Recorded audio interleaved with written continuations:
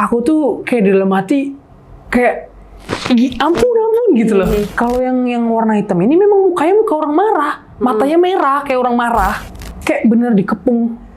Terus di pojok sebelah sininya ada macan keluar.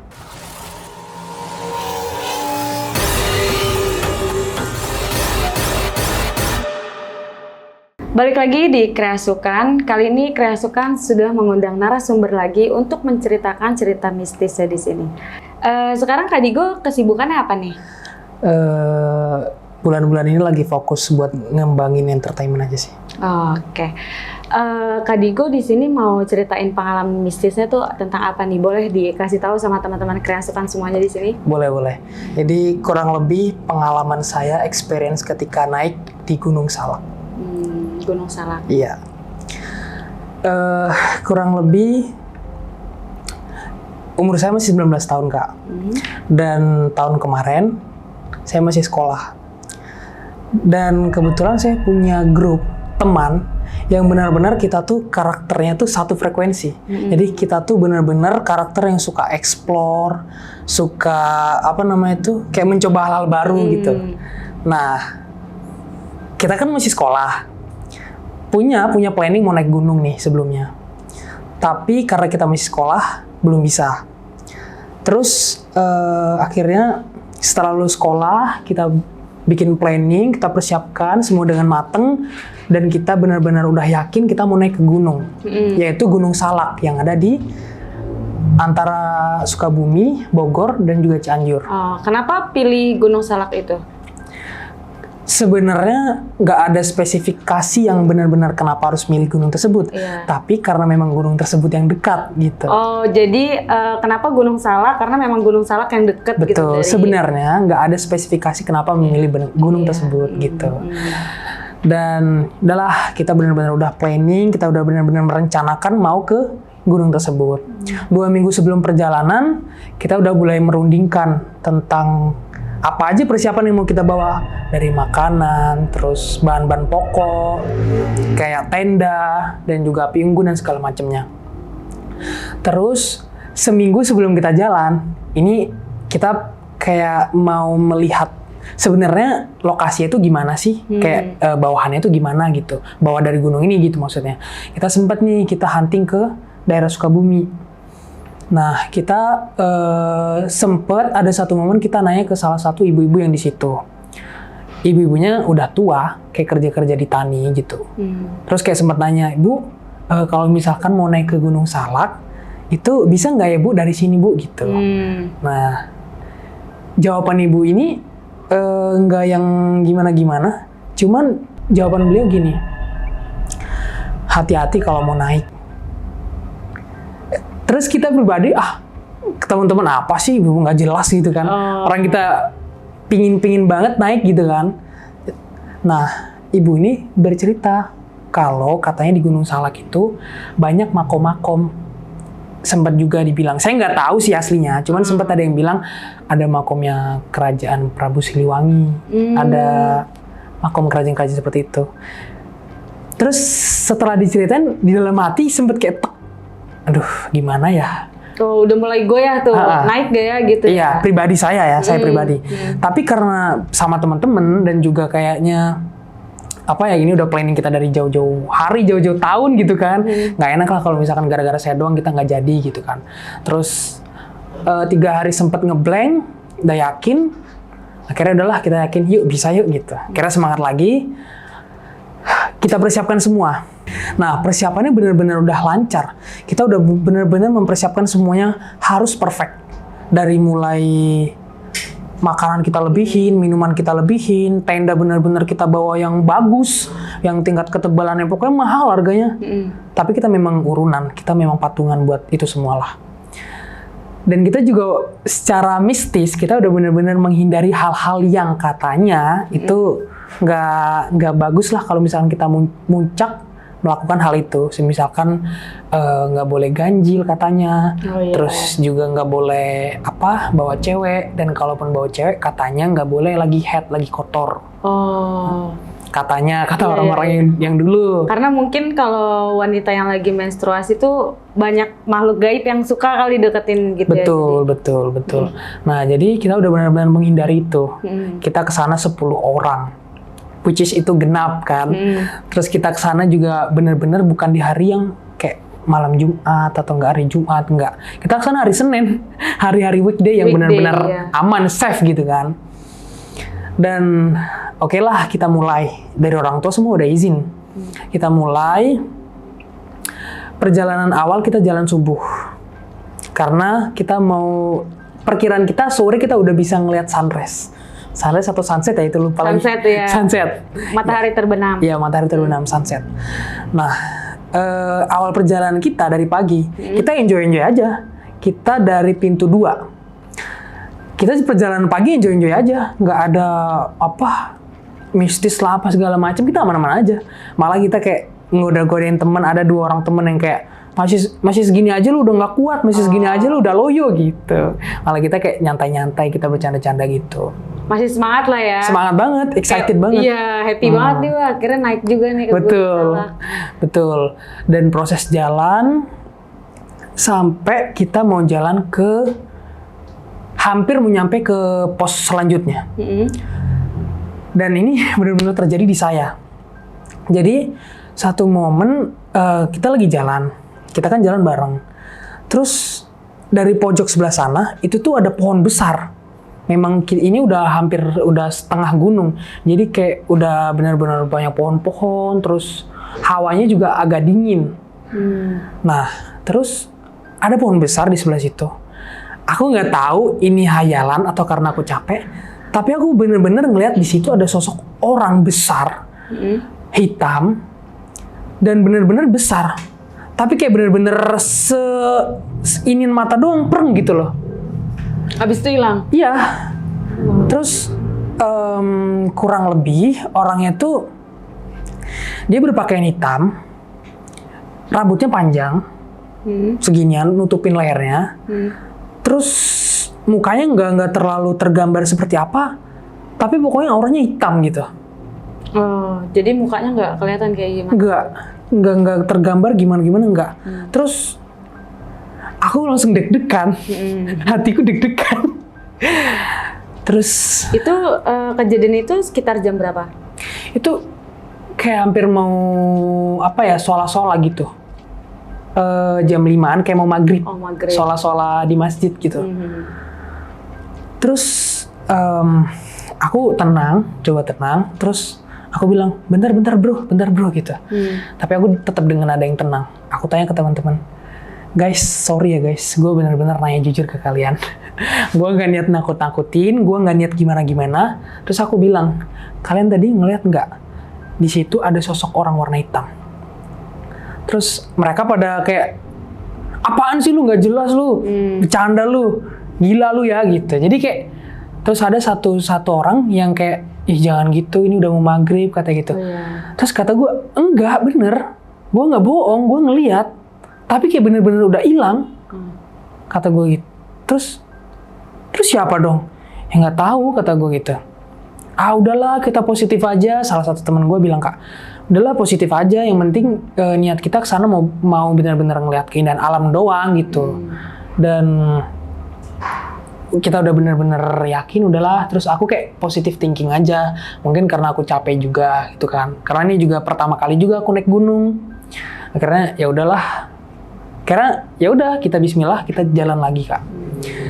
Karena memang waktu udah hampir tengah malam, nggak tengah malam sih, kayak jam 7 jam 8 iya, gitu. Udah malam lah. Nah, udah malam dan juga udaranya udah dingin banget. Jadi kita memutuskan untuk berhenti untuk menggelar tenda. Terus udahlah, kita gelar tenda, kita bikin api, terus kita masak sosis, kita bikin mie, terus ada yang ngopi gitulah. Terus aku pribadi nggak tahu, aku di dalam hati masih gelisah, masih ngerasa gimana ya, hatiku ngerasa kayak gelisah, kayak takut gitu, tapi nggak tahu kenapa. Aku nggak tahu kenapa. Dan ketika aku duduk nongkrong bareng teman-teman, aku bukan ngeliat, cuman kayak apa ya, terbayang kayak ada sosok perempuan, dia pakai baju warna oranye, nggak tahu itu siapa, tapi dia kayak senyum dari jauh gitu. Nah, aku karena mikir ini, udahlah, kayaknya aku ini lagi halusinasi nih. Kebanyakan ini otakku, aku gara-gara aku yang dari tadi ketakutan gitu kan. Jadi kayak, udahlah apaan sih gitu. Karena aku masuk ke tenda, Kak. Teman-temanku yang lain masih pada ngopi, pada nongkrong, aku masuk ke tenda. Terus, karena memang udah tengah malam, jadi kita memutuskan untuk istirahat dulu, Kak. Udahlah istirahat kita semua, Kak. Terus, semua temanku tidur. Padahal aku masuk duluan ke tenda, tapi aku nggak bisa tidur. Hatiku masih benar-benar gelisah, takut, risau, kayak campur aduk. Terus aku di dalam hati, ya Allah, ada apa ya Allah gitu. Aku kalau berbuat salah aku minta maaf, aku gitu, sampai kayak gitu. Tapi aku nggak speak up karena aku takut juga ntar takutnya temanku jadi terpengaruhi atau gimana. Terus ya udahlah. Aku bismillah, aku baca doa. Akhirnya aku tidur. Tapi tidurnya kayak bener-bener yang srek gitu. Habis itu aku ngerasa kayak misalkan aku buka mata, tapi yang aku lihat ini bener-bener gelap. Terus aku ngedenger suara orang, suaranya besar banget. Suaranya dia kayak bilang, "Woi." Dan orang-orang itu kayak ada 4 orang. Orangnya besar, dan aku bingung, ini aku di mana ya Allah.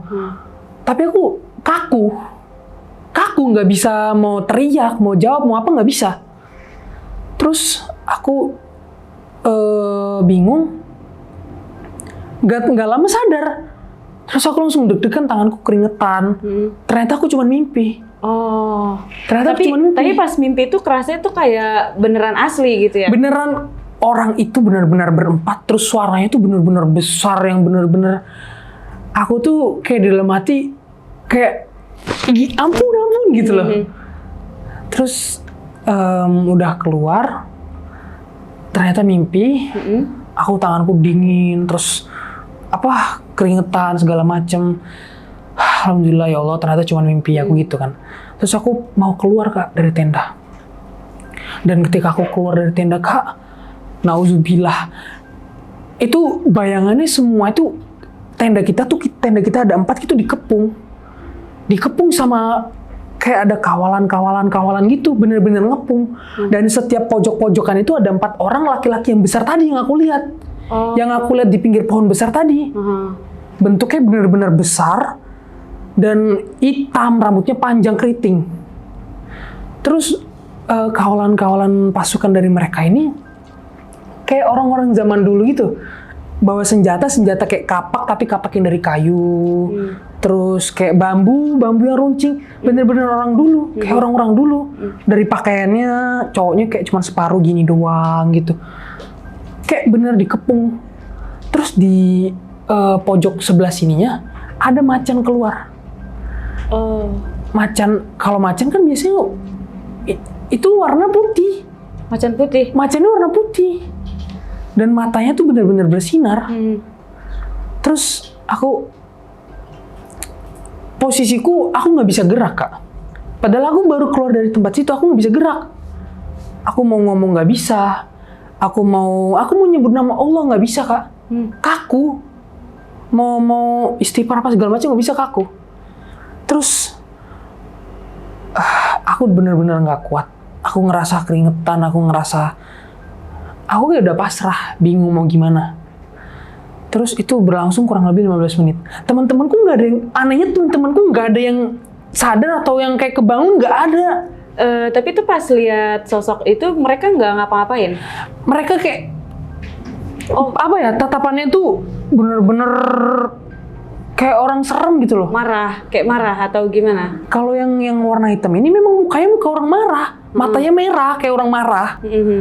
Tapi mereka nggak ngomong apa-apa. Nggak ngapa-ngapain juga. Gak ngapa-ngapain, aneh. Tapi bener-bener ngepung kayak orang udah siap mau dimatiin. Iya, Kayak iya. udah mau... Udah mau diterkam aja gitu ya. Ih, apalagi ada macan, aku seumur hidup baru pertama kali ngeliat macan yang kayak gitu. Matanya tuh bersinar, Kak. Iya, iya. Matanya kayak warna biru, terus kayak bersinar gitu. Terus aku sampai 15 menit kurang lebih seperti itu, Kak. Nggak lama kemudian, ada dari deket pojok pohon, itu sosok yang warna oranye yang aku bilang tadi, Iya. itu keluar. Oh, dia nampakin lagi di sini. Dia nampakin. Tapi nggak tahu kenapa, dia nunjukin ke aku senyum lagi. Dia senyum ke aku. Terus, dia senyum ke aku, nggak tahu dia nggak pakai kerudung, tapi dia bacain aku, lantunin Al-Quran, Kak. Dan yang bener itu yang aku dengar bener-bener Al-Quran, surat Al-Baqarah. Aku inget banget itu bener-bener yang dibaca Al-Quran. Terus nggak lama kemudian semua orang yang ngepung ini tiba-tiba hilang. Hilangnya bener-bener hilang. Nggak yang kayak satu-satu terus nggak ngomong apa-apa. Bener-bener hilang. Langsung semuanya hilang. Langsung hilang. Iya. Terus yang sosok cewek itu hilang juga? Sosok yang cewek tuh ngasih senyum lagi, abis itu hilang.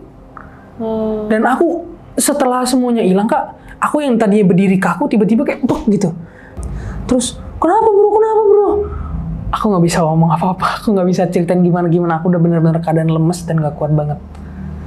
Terus kita udah terus satu temenku bilang gini, kan apa kan kata gue tadi, makanya jangan ngomong yang enggak katanya gitu. Terus aku bilang aku nggak ngomong yang enggak Kak, aku bilang gitu. Aku bilang gitu. Terus kita udah tenang, kita udah tenangin diri aja dulu, dibawa ke dalam, Kak. Itu bener-bener keadaanku kayak orang lemes, kayak orang aneh gitu loh, kayak orang agak nggak nyambung gitu juga. Nggak tahu sih, itu efek kenapa juga nggak tahu. Nah, setelah itu tadi, aku baru sadar ketika kita udah cerita-cerita, ini kenapa nih, kok bisa begini, kenapa bisa begini, gimana nih kita mau ngelanjutin nggak? Kita udah nyampe segini gitu. Terus, ya lanjutin aja Bang, tapi aku baru speak up. Tapi sebenarnya tadi aku ceritain lah bla bla bla, aku tadi sempat ngelihat sosok begitu dan itu benar-benar sosoknya, aku sempat ngelihat macan, aku bilang gitu. Terus mereka nggak percaya, tapi 2 orang percaya. Terus, bentar deh, gue bener-bener ngerasa gak enak ini. Kalian tadi jujur ada yang ngelakuin apa? Nah, ternyata 2 orang dari temanku ini, mereka habis kencing di pinggir pohon besar, Kak. Dan aku baru ingat, pohon besar itu pohon di mana pertama kali aku ngeliat sosok besar tadi.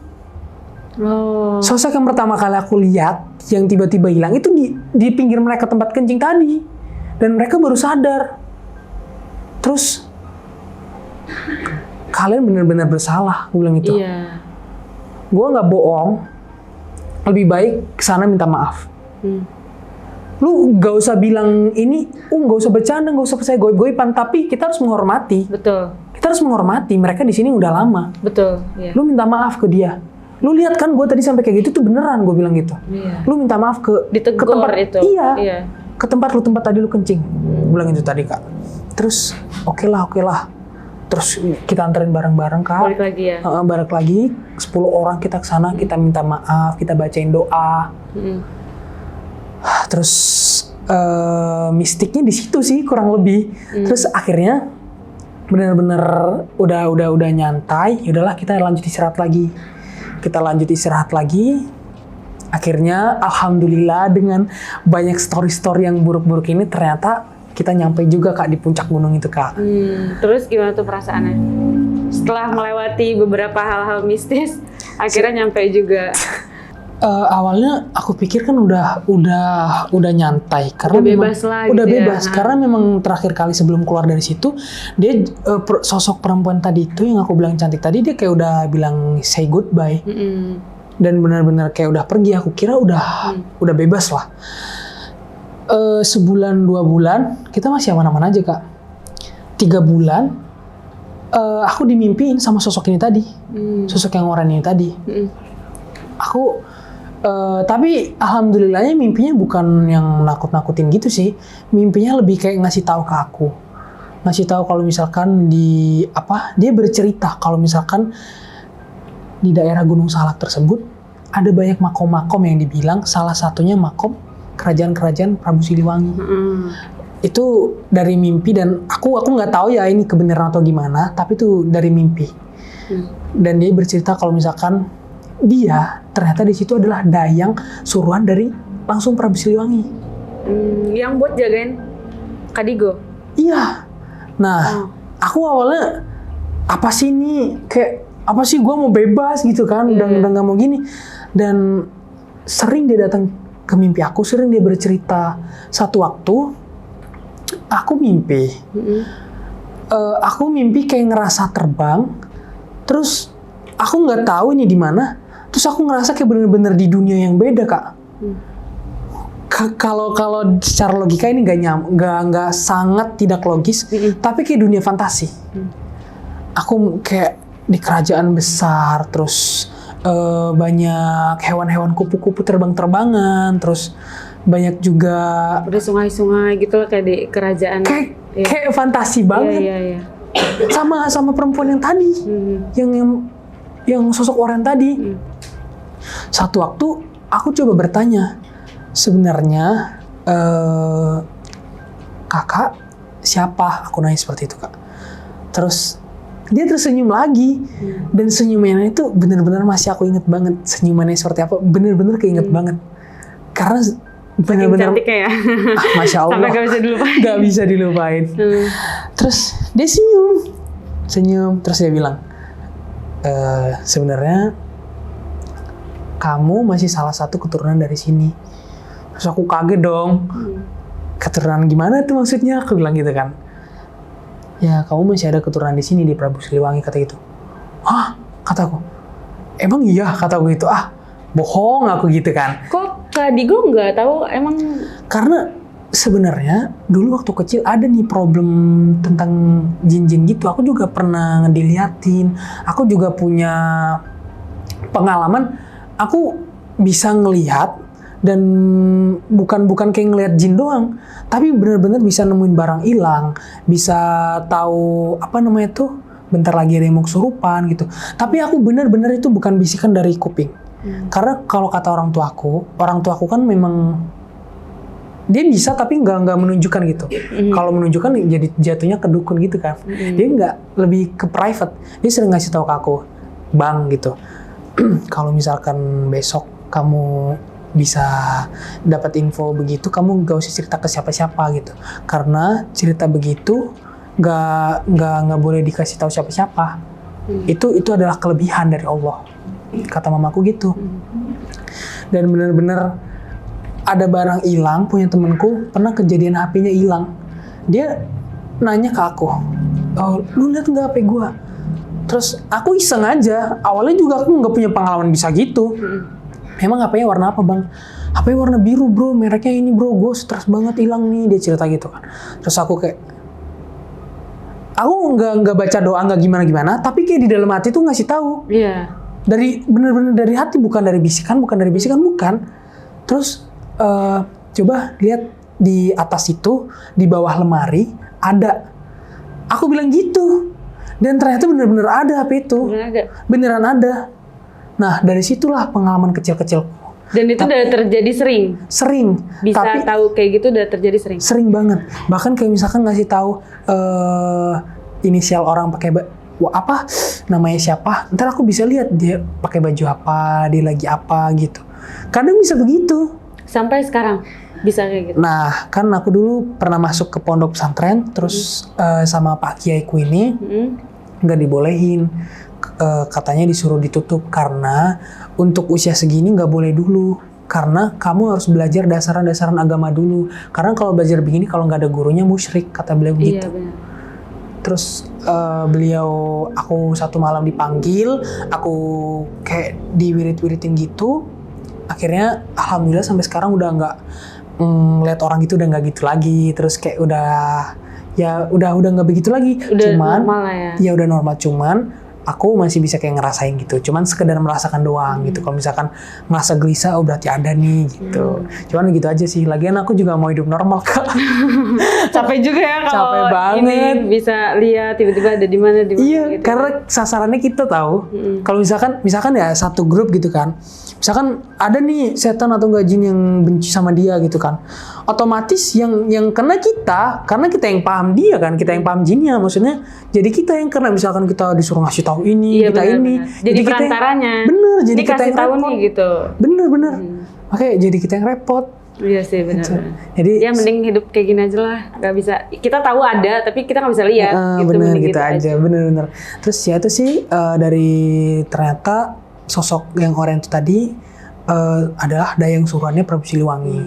Dan aku percaya nggak percaya ya udah, karena aku juga ngomong ke orang tua aku kan, ini gimana mah gitu kan, aku cerita begini, tapi kalau saran dari orang tua udah nggak apa-apa, biarin aja gitu, biarin aja, selagi nggak negatif biarin aja.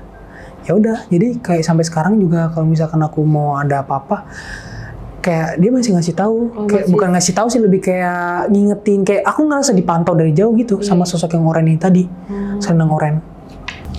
Oke guys, segitu aja cerita dari Kak Digo. Dan buat kalian yang mau diundang ke podcast Kreasukan, kalian bisa banget kirim ceritanya lewat email yang akan kita taruh di link deskripsi. Gue Risa dari Kreasukan dan narasumber gue Kak Digo. Izin pamit, sampai jumpa. Bye.